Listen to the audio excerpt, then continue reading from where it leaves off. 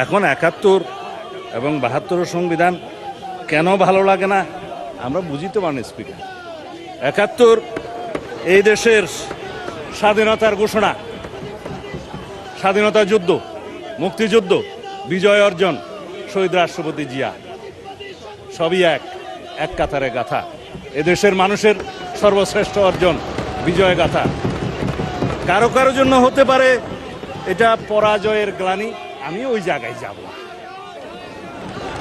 72-এর সংবিধান কেন ভালো লাগে না মানে স্পিকার, আমি আজকে যারা বক্তা আছেন তারা দেখলাম যে কেউ আইন কানুনের মধ্যে নাই, সেই জন্য আমিও আর থাকার চেষ্টা করছি না।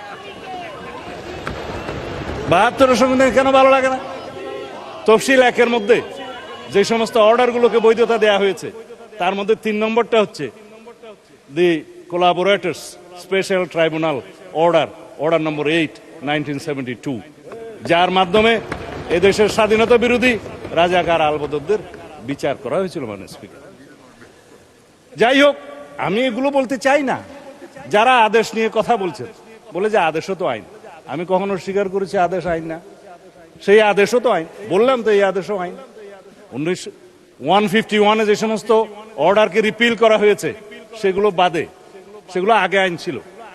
তারপরে যেগুলো কন্টেইন করা হয়েছে তফসিল 1-এ, সেগুলো সিরিয়াল বাই বললাম প্রায় 27টার মতো আছে। 3 নম্বরের কথা তো বললাম।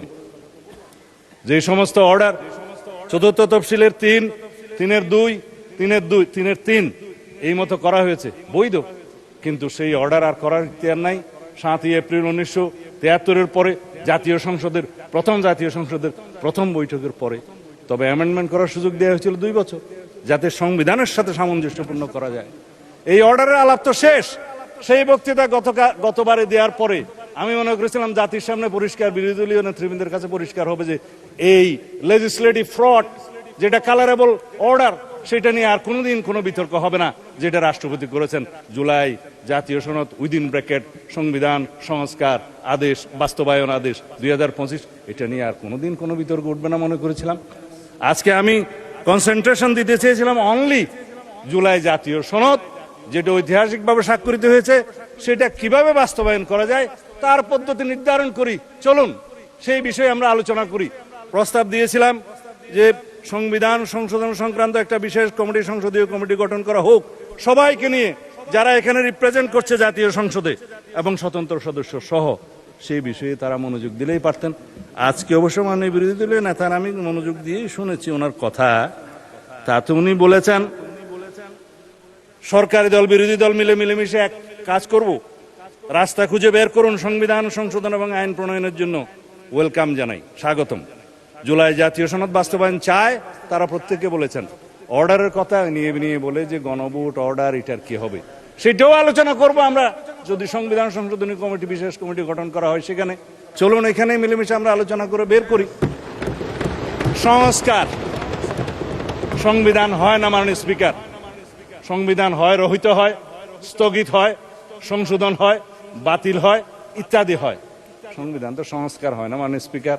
সংশোধনকে আমরা সংস্কার মনে করে যদি একসাথে বসতে পারি ভালো। যাই হোক, মাননীয় বিরোধী দলের নেতা বলেছেন সংবিধান পরিবর্তন চেয়েছেন, আপনি রেকর্ড দেখতে পারবেন। তো সংবিধান পরিবর্তন তো সংশোধনের মাধ্যমে হতে পারে। আসুন, তিনি বলেছেন জুলাই জাতীয় সনদ এটা গণ অভ্যুত্থানের কলিজা। ধন্যবাদ মাননীয় স্পিকার ওনাকে, আপনার মাধ্যমে। গণ অভ্যুত্থান বলেছেন, কেউ তো বিপ্লব বলতে বলতে ফেনা তুলে ফেলে। গণ অভ্যুত্থান, জুলাই ছাত্র গণ অভ্যুত্থান, এটা স্বীকৃত জুলাই জাতীয় সনদের সমস্ত জায়গায় লেখা আছে। এখানে বিপ্লব কোথাও লেখা নেই।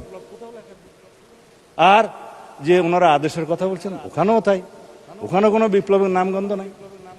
কিন্তু আমরা জিজ্ঞেস করব, আমরা কি ছাত্র গণ অভ্যুত্থানের অভিপ্রায়কে সম্মান করতে চাই?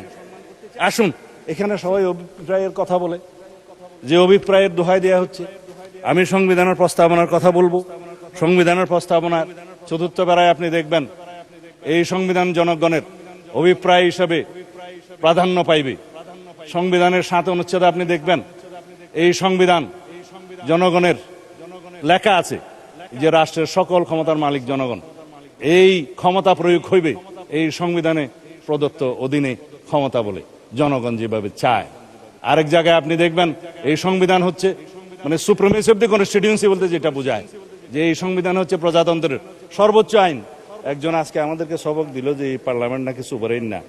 আমি মাননীয় স্পিকার কি করবো বুঝতে পারছিলাম না। 1 নম্বর অনুচ্ছেদ এই সংবিধানের article 1, this Bangladesh is unitary, independent and sovereign republic. এবং এই সোভারেইন রিপাবলিকের সোভারেইন ক্ষমতার মালিক হচ্ছে আর্টিকেল 7 অনুসারে জনগণ। সেই জনগণের ক্ষমতাটা প্রয়োগ করে এই সংবিধানের অধীন এবং কর্তৃত্বে, সেই সংবিধানের অধীন এবং কর্তৃত্বে নির্বাচন কমিশন নির্বাচন দিয়েছে।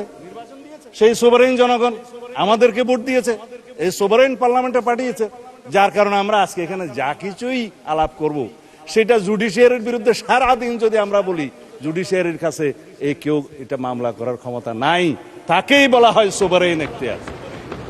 এখন এই সোভারেইনটিকে যদি এক্সপ্লেন করার জন্য এখানে মাস্টারি করতে হয়, প্রফেসরি করতে হয়, মাননীয় স্পিকার আইন কখন প্রণয়ন করবো আর কখন ভাষণ দেবো, যাই হোক এটাতে আমি আর যেতে চাই না। দেশনেত্রী বেগম খালেদা জিয়া কবরে প্রশান্তিতে শুয়ে আছেন। তিনি বলেছিলেন, আমি অনেকের সাথে কন্ট্রাডিক্ট করে বলছি, এই সংবিধান ছুঁড়ে ফেলে দেয়া হবে যদি জনগণের সরকার প্রতিষ্ঠা হয়। এটা একটা মেটাফোর, পলিটিক্যাল রূপক মেটাফোর। যখন বলেছিলেন যে পঞ্চদশ সংশোধনের মাধ্যমে যখন তত্ত্বাবধায়ক সরকার পদ্ধতি উড়িয়ে দেয়া হলো, তখন তিনি বললেন এই পঞ্চদশ সংশোধনী মানি না, রাষ্ট্রের মধ্যে অস্থিতিশীলতার অবস্থা করা হলো। হ্যাঁ, আমি ওইটাতেই আসছি। ওনারা ডকুমেন্ট দেখাচ্ছেন আমাদের মহাসচিব, উনি বলেছিলেন এই সংবিধানের পঞ্চদশ সংশোধনীকেই উদ্দেশ্য করে যে এই সংশোধনী ছুড়ে ফেলে দেয়া হবে। মানে ছুড়ে ফেলে তো দিয়েছি, পঞ্চদশ সংশোধনী আনকনস্টিটিউশনাল ডিক্লেয়ার হয়েছে সার্টেন পোর্শন 6টা, 7 ক খ, আর্টিকেল 44 যেটা হাইকোর্টের ক্ষমতা, এবং 142। এরপরে আছে তত্ত্বাবধায়ক সরকার পদ্ধতি বিলুপ্ত করার যে আর্টিকেল 58 ক এবং 2 ক পরিচ্ছেদ। খালাস 15th অ্যামেন্ডমেন্টের মেইন জিস্ট। তারপরে এই 15th অ্যামেন্ডমেন্টের মানে স্পিকার 55টা দফা, ব্যারিস্টার বন্ধুরা পড়তে পারে। 55টা দফার মধ্যে এই 6 দফা নাই। আরেকটা রিইনস্টেট করা হয়েছে নিরীহ আইন, এটা পরিবেশ সংক্রান্ত দফা। বাকি রইল, বাকি 55টার মধ্যে বাকিগুলার কি হবে? হাইকোর্ট বলে দিল এগুলা পার্লামেন্টের ব্যাপার, পার্লামেন্ট ডিসাইড করবে এই সব পলিটিক্যাল ইস্যুস। দেখেন ভার্ডিক্টে লেখা আছে কিনা। এই সেই পার্লামেন্ট যেখানে পঞ্চদশ সংশোধনের বাকি ইস্যুগুলোকে আমরা নাই করে দেব। কারণ যিনি রিড করেছিলেন তিনি চেয়েছেন পূর্ণাঙ্গ পঞ্চদশ সংশোধনী বাতিল করা হোক। হাইকোর্ট 6টা ভার্ডিক্ট দিয়েছে, 6টা বাতিল করেছে, একটা রিইনস্টেট করেছে নিরীহ আইন। বাকিগুলোর ব্যাপারে পার্লামেন্টকে বলেছে যে এটা political questions to be decided by the next parliament. This is the next parliament to decide. আসি এখন